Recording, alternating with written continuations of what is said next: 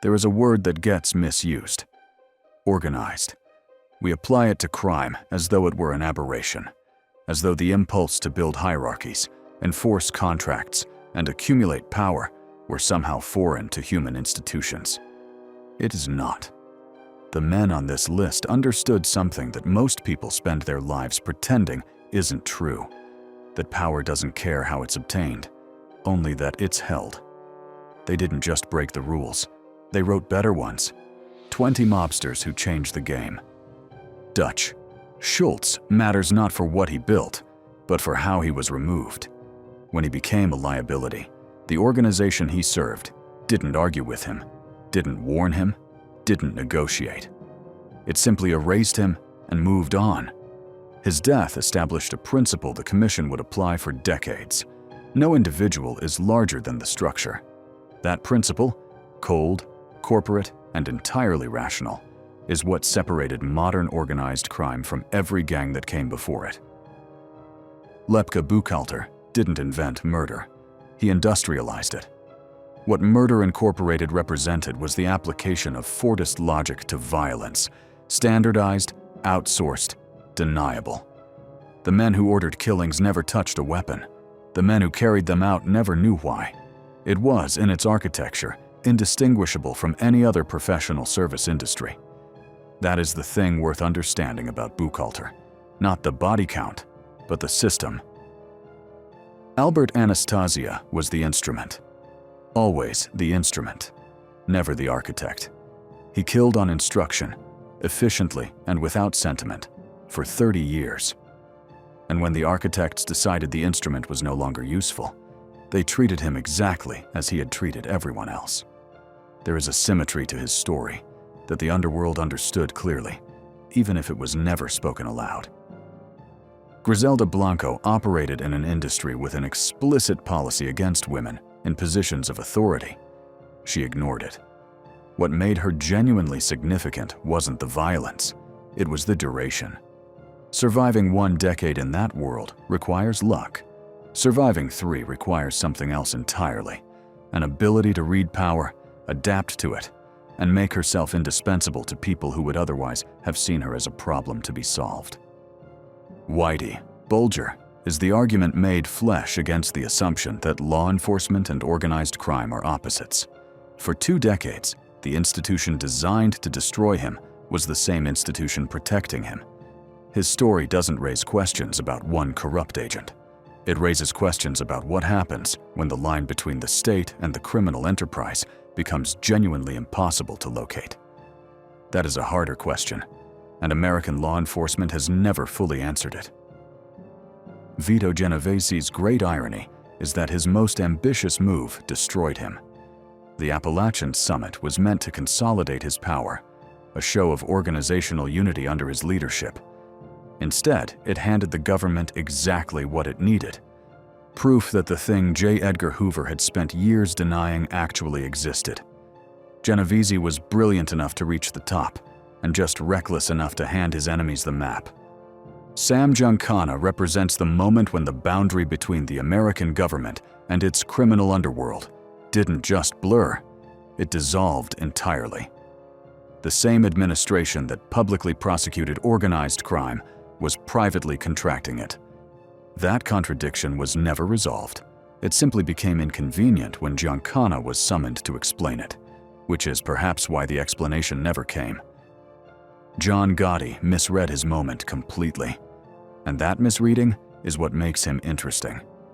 The old bosses understood that invisibility was the only real protection. Gotti believed that celebrity was protection, that a public profile made him untouchable, that the press attention was a kind of armor. He was wrong, and the conviction that ended him was in part a consequence of exactly the visibility he had cultivated so carefully. He was the last of a type, and his failure proved why the type had to end. Frank Costello understood something his contemporaries never fully grasped: that violence is expensive. Every murder creates witnesses, investigations, enemies, and attention. Influence, real influence, built through money and patience and the careful accumulation of favors, costs far less and lasts far longer. He was the most powerful man in New York for 30 years, and almost nobody outside the underworld knew his name. That anonymity was not an accident. It was the whole strategy. Carlo Gambino's most significant achievement was maintaining complete anonymity while running the most powerful criminal organization in America.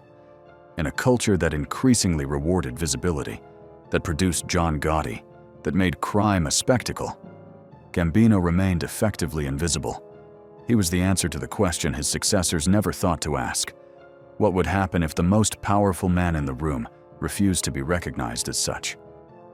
Bugsy Siegel's tragedy is the tragedy of the visionary who arrives too early. He saw the desert and understood what it could become. Not just a casino, but an entire economy built on the monetization of desire.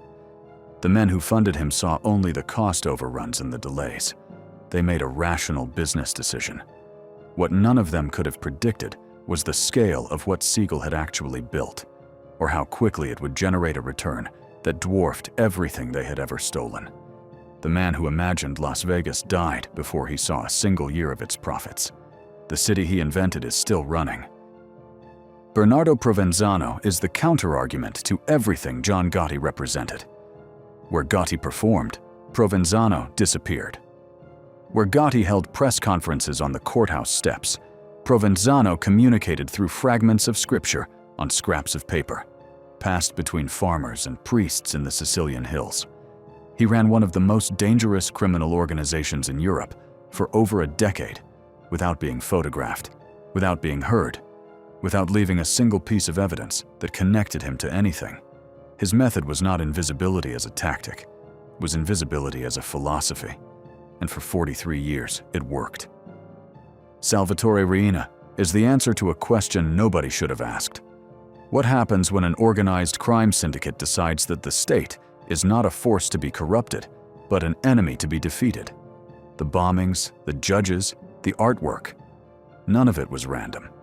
It was a calculated pressure campaign designed to make governance of Sicily so costly that the government would negotiate. For a time, it nearly worked. What Riina didn't account for was that democracies, unlike individuals, don't stay frightened. The Italian state absorbed the violence, reorganized, and dismantled his network piece by piece. Total war against a government is a strategy with no exit. Semyon Mogilevich represents the final evolution of the type, the point at which organized crime becomes indistinguishable from geopolitics. He doesn't operate in the margins of the state. According to every serious intelligence assessment, he operates within it, protected by it, and in some respects, functioning as an instrument of it. The FBI can list him, Interpol can flag him. No government with the ability to reach him has ever chosen to. That distinction between can't and won't is the most important thing his story tells us about how power actually works in the 21st century. El Chapo's escapes were not his achievement. His achievement was building something that didn't need him. The Sinaloa cartel continued expanding its operations through both his imprisonments, through his extradition, through his trial and conviction. He had constructed a logistics and distribution network sophisticated enough to function without its founder, which is, by any measure, the definition of a successful organization. The tunnels were theater. The cartel was the work. Pablo Escobar understood something about the media before the media understood it about itself. He cultivated his own mythology, the generous patron of the poor, the man who built football pitches in the slums, with the same deliberateness he applied to everything else. It was a protection strategy. A man beloved by a neighborhood is harder to move against than a man feared by it. The mythology didn't save him in the end, but it complicated every operation mounted against him for years, and it survives him by decades. There are tours in Medellin. There is merchandise. The brand outlived the man. Meyer Lansky's real innovation was not the money. It was where the money went. By routing criminal proceeds through offshore accounts, shell corporations, and legitimate casino operations, he created a financial architecture that separated cause from consequence so completely that prosecutors could trace the wealth but never legally connect it to its origin. That structure was not merely adopted by organized crime. It was adopted, refined, and scaled by the global financial system. The methods that Lansky developed in Havana and Las Vegas in the 1950s are visible today in the tax arrangements of multinational corporations and the wealth management strategies of sovereign governments. He was never convicted of anything that mattered. His real legacy was never prosecuted at all. Al Capone is the story of a man who conquered everything except the thing that destroyed him. He owned a city. He owned its courts. He was so thoroughly embedded in Chicago's power structure that conventional law enforcement had simply stopped trying. What brought him down was not a rival, not a betrayal, not a federal task force, but an accountant and a filing cabinet. The government that could not touch him for violence found a ledger, and the ledger was enough. There is something almost classical about the ending.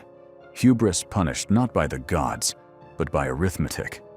He spent his last years in Florida, largely unable to remember who he had been. The city he had run forgot him almost immediately. Joseph Bonanno's final act was the most defiant thing any boss had ever done. He wrote it all down. Not a confession, exactly. A memoir, a careful, detailed account of the commission, its structure, its protocols, its founding logic, published in 1983 while he was still alive, still a free man, still technically a figure of authority within the organization he had helped create. The FBI studied it obsessively. Legal scholars debated it. Prosecutors examined it for charges. None came. He had told the truth about everything and remained, to the end, entirely beyond reach. He outlived his co-founders by decades. The last man standing from the generation that built the whole structure, gone at 97 in a quiet house in Arizona. Lucky Luciano walked back from his own murder and spent the next 2 years dismantling the world that had tried to kill him. What he built in its place was not a gang or a family or a territory. It was a system of governance, with jurisdictions, a dispute resolution mechanism, rules of succession, and a prohibition on political assassination that held for decades. He understood that the greatest threat to organized crime was not law enforcement. It was organized crime itself. The endless wars, the reprisals, the chaos that drew attention and invited intervention.